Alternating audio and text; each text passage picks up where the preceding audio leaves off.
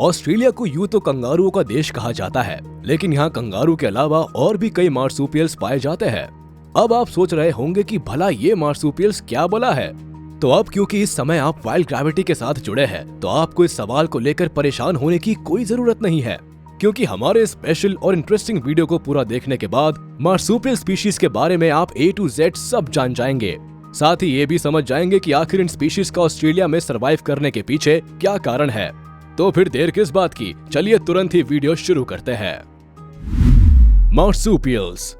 आप में से ज्यादातर लोगों को कैंगरू के बारे में कुछ न कुछ जानकारी तो होगी ही, लेकिन इसके बारे में एक बात लोगों को बड़ा ही सरप्राइज करती है, वो है थैलीनुमा आकार में अपने बच्चे को रखने की कला। क्या आपने कभी सोचा है कि बाकी एनिमल से अलग ये ऐसा क्यों करते हैं और इसके पीछे क्या कारण है? दरअसल इनके बारे में जानने से पहले हमें मार्सुपियल शब्द को ठीक से समझने की जरूरत है। दरअसल मार्सुपियल वर्ड लैटिन भाषा के मार्सुपियम से लिया गया है, जिसका मतलब होता है पाउच। अगर सरल शब्दों में कहा जाए तो इनके रिप्रोडक्टिव सिस्टम और ब्रॉट अप कंडीशंस की वजह से इन्हें मार्सुपियल्स कैटेगरी में रखा गया है। मार्सुपियल्स एनिमल्स का एक वो ग्रुप है जिसमें कैंगरूज, कोआला, वॉम्बैट और टास्मेनियन डेविल जैसे कई जानवर आते हैं। How marsupials survive in Australia.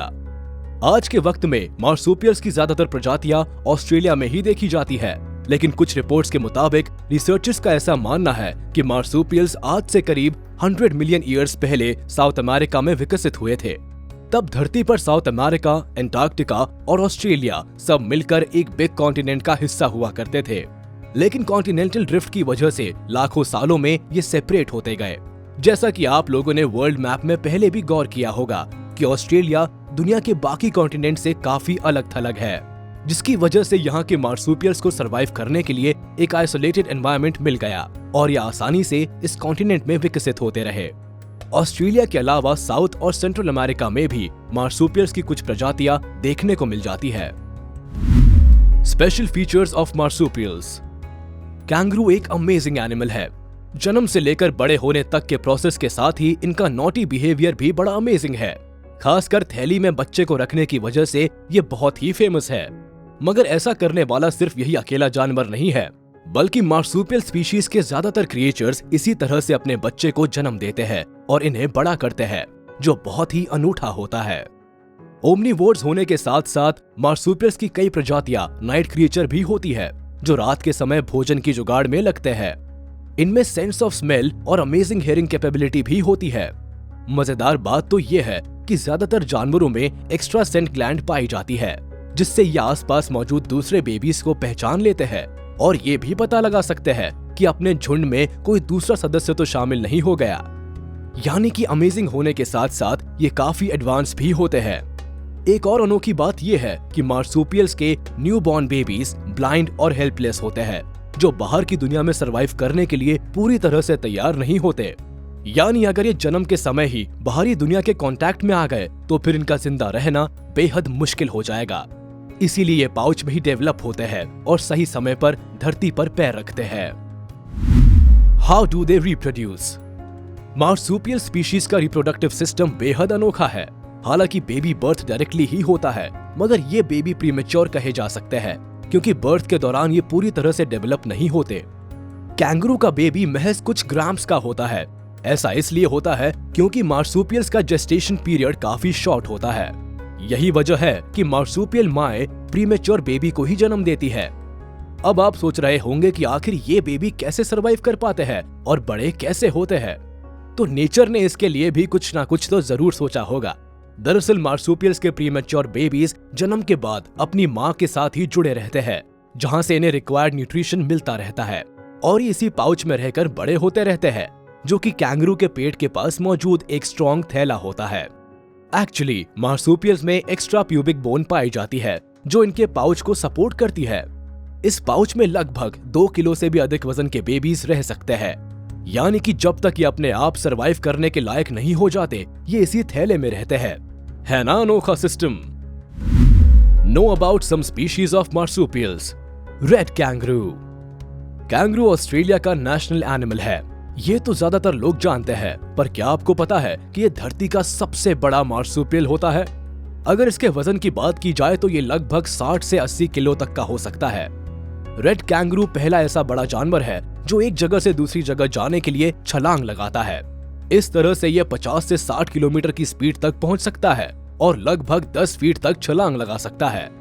Kangaroo की स्टेबिलिटी के कारण अच्छे जानवर इनसे डरते हैं, क्योंकि इतनी ज्यादा स्पीड से पीछा करते हुए ये किक भी मारते हैं, जो हड्डी पसली तोड़ने के लिए काफी है।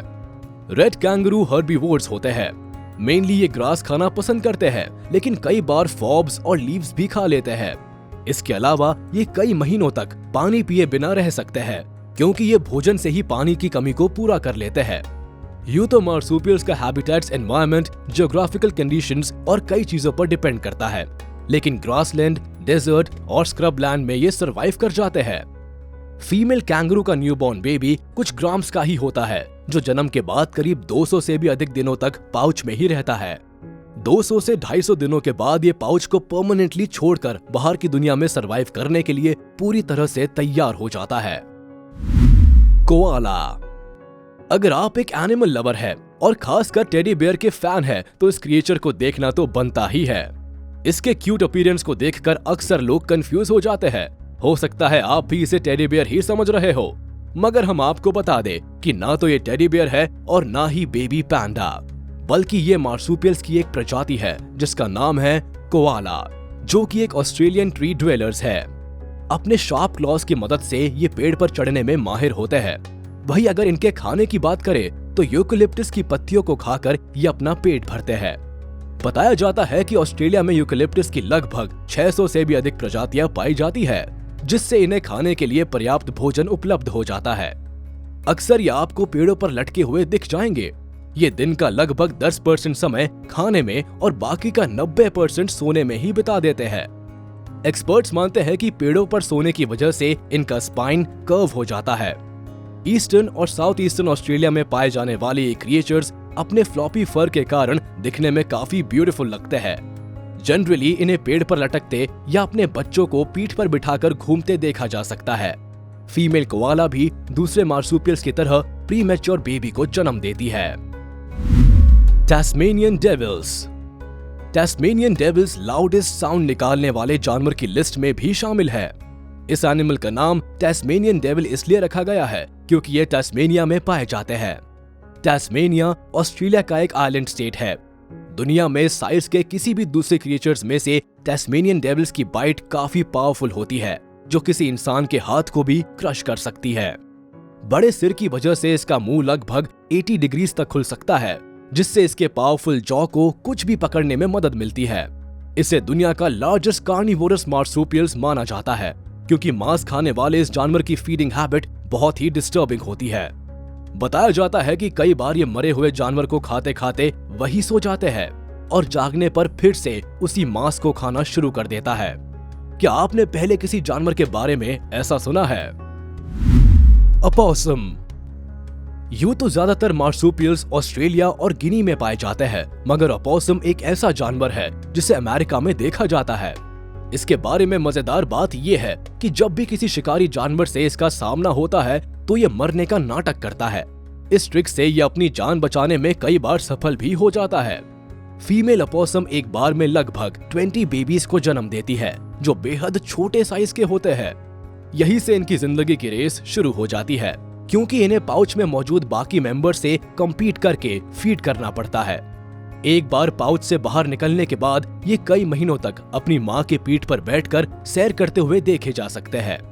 मजेदार बात यह है कि अपोसम के मुंह में लगभग 50 दांत होते हैं। ऐसा माना जाता है कि इस धरती पर मौजूद सभी मैमल्स में सबसे अधिक दांत इन्हीं के होते हैं। नॉर्थ अमेरिका के नेटिव ये मार्सुपियल फिश, बर्ड, स्नेक के अलावा दूसरे मैमल्स को भी अपना शिकार बना लेते हैं। यहाँ एक बात ध्यान देने वाली है कि कई बार लोग पॉसम और अपोसम को लेकर कंफ्यूज हो जाते हैं। हालांकि ये दोनों मार्सुपियल्स फैमिली के दो अलग अलग सदस्य हैं। वॉम्बैट। ऑस्ट्रेलिया के साउथ ईस्टर्न रीजन्स में पाए जाने वाले ये क्रिएचर घास के मैदान और पहाड़ी इलाकों में सर्वाइव करते हैं। इस जानवर को कोआला का क्लोजेस्ट रिलेटिव माना जाता है। इतना ही नहीं, ये जानवर करीब 40 किलोमीटर पर आवर की स्पीड से दौड़ सकता है। वॉम्बैट ज्यादातर ग्रास, रूट्स, श्रब्स और वेजिटेबल्स खाते हैं। मगर इसके बारे में एक खास बात यह है कि इन्हें खाए हुए भोजन को डाइजेस्ट करने में लगभग 4 से 6 दिन का समय लग जाता है। वैसे तो रेड कैंगरू लार्जेस्ट मार्सुपियल्स होते हैं, वही वॉम्बैट को सेकंड लार्जेस्ट मार्सुपियल्स माना जाता है। तो ये थे कुछ ऐसे मार्सुपियल्स जिनके बारे में हमने इस वीडियो में बात की। उम्मीद है आपको ये वीडियो पसंद आया होगा, तो इसे लाइक, कमेंट और शेयर जरूर कर दे। और ऐसे ही इंटरेस्टिंग वीडियोस के लिए हमारे चैनल को सब्सक्राइब करना ना भूले, साथ ही बेल आइकन को भी प्रेस कर दे। फिलहाल के लिए इतना ही, जल्द हाजिर होंगे नए वीडियोस के साथ।